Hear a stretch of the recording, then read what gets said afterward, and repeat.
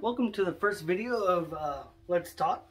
I'm Miller from T&M Reviews, and we'll continue to run that channel and do reviews on bars and restaurants. But this channel is very informal, and it'll just be my opinions and thoughts on anything from what's going on in the world to the number one video trending on YouTube to I might have people come on the channel who feel strongly about a cause, say something, or a business owner or something. Whatever I can get, it's going to be different content every video. So if you want me to talk about something, comment below and I'll make a video on it.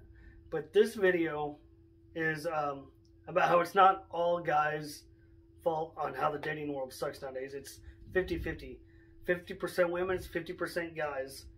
And this video only comes up because I was sitting with a friend not too long ago, and she was complaining about how guys are trash and chivalry's dead, and she wished she lived in a different decade. But what she wasn't taking into consideration on is how back in the day there were so many hoops for guys to jump through that they had to do it.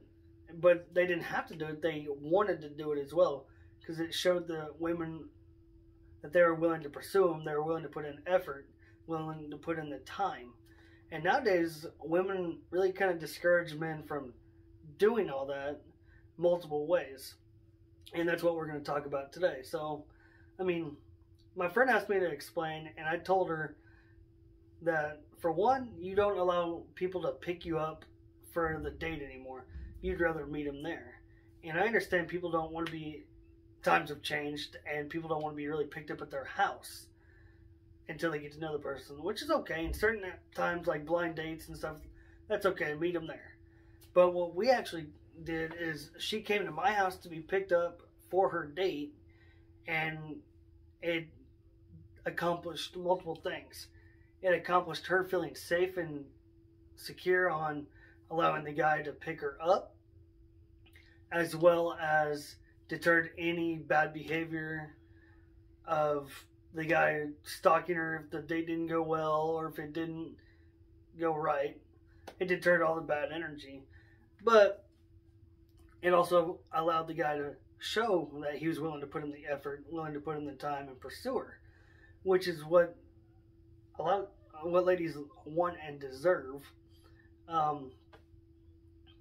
So that's.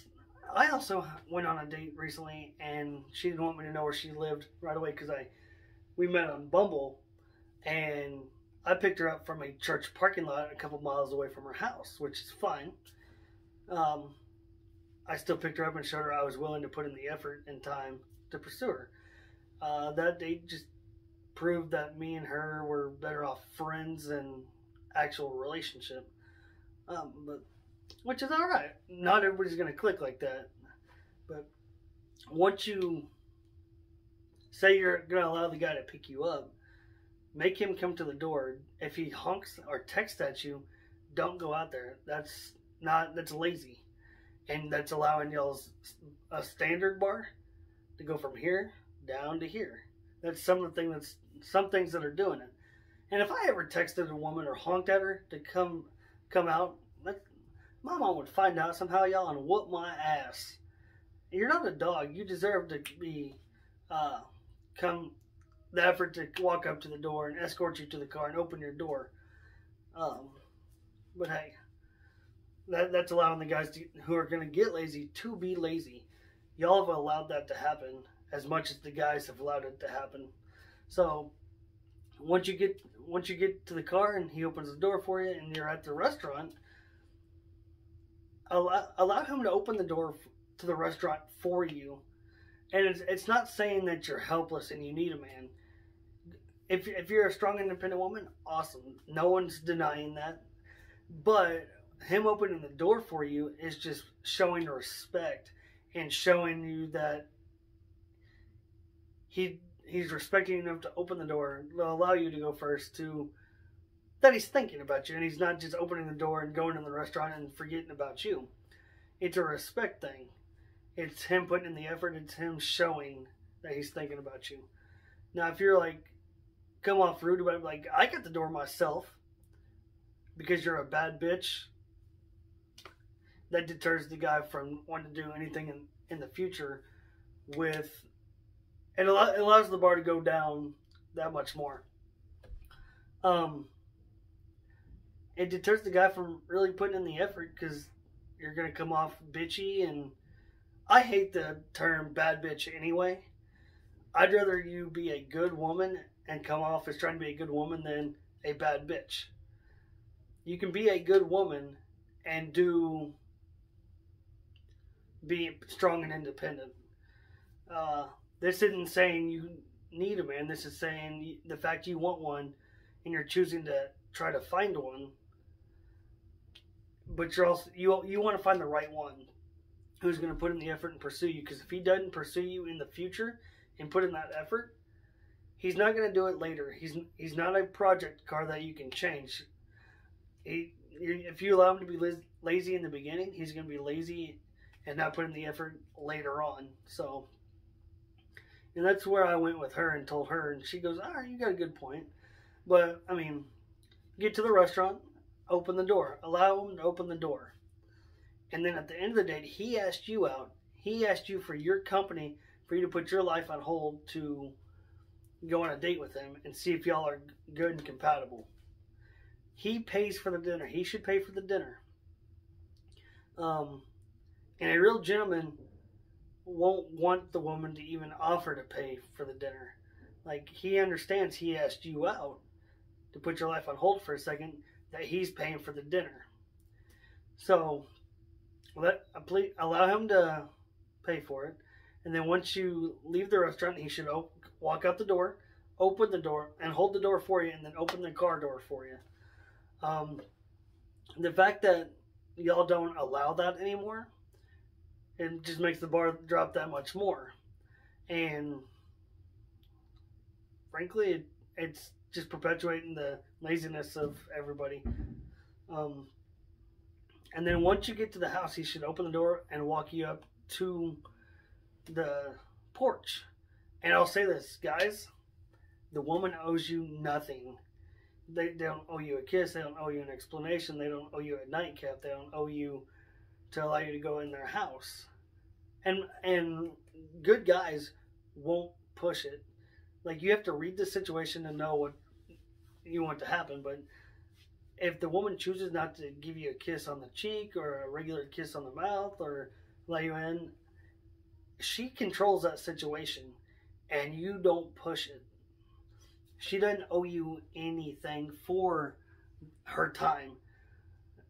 Hopefully the date went well and she wants to go out with you again. And then,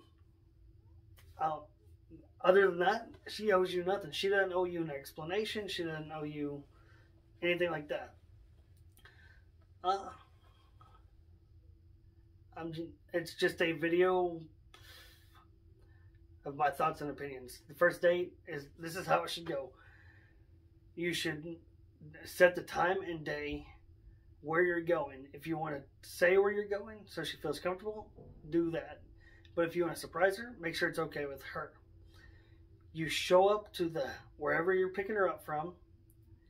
You walk your butt up to the door, with or without flowers. Again, that's totally up to y'all. Y'all work that out, but that's hard to work out. But you escort her to the car. You open the car door for her. You drive to the spot. You get out. If she wants to open the door while she gets out, that's fine. But you should at least expect to go around and open the door for her. You go to the restaurant. You open the door. At the end of the day, you pay. You escort her to the car. You open the car door. You get to the house, you walk around, you open the door, and you walk her to the porch. And at that point, you have to read the situation. She doesn't owe you anything, like I said earlier.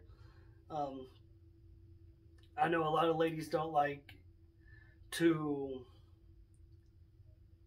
have people drive them for this simple fact that they feel like they owe them something. Ladies, you don't owe them anything. Guys, don't push it.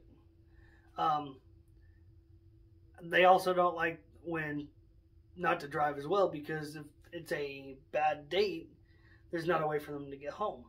But what a lot of people don't realize is that a lot of bars and restaurants have a special menu, kind of like if you're in a bad situation and you call the cops and you order and you say something, it's like a code.